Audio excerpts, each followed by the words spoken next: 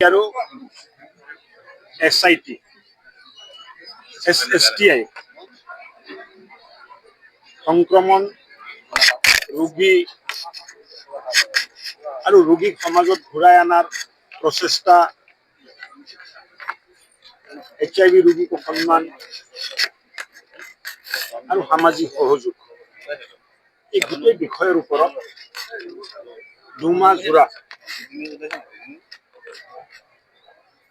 সজাগতা অসমৰ 35খন জিলাত চলিব। তাৰ শুভাৰম্ভ আজি ডিব্ৰুগড় জিলা পৰা। আৰু মই ভাবোঁ HIV AIDS প্ৰতি মানুহৰ চিন্তাত পৰিৱৰ্তন হ'ব, এই 1 নম্বৰ কথা। কিন্তু আজি HIV কাৰণটো, আটাইতকৈ ডাঙৰ কাৰণটো হ'ল ড্ৰাগছ।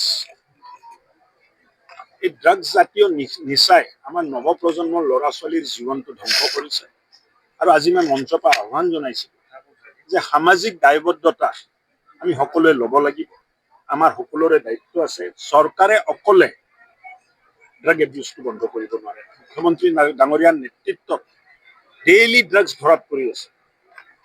কিন্তু তথাপিও সমাজে দায়িত্ব ল'ব লাগিব, পৰিয়ালে দায়িত্ব ল'ব লাগিব যে নৱপ্ৰজন্মক কোনো কাৰণত আমি ড্ৰাগছৰ সম্পৰ্কত আহিব নিদিওঁ। তাৰ বাবে সামাজিক সচেতনতা, সামাজিক জাগৰূকতা সকলোৰ প্ৰয়োজন আছে।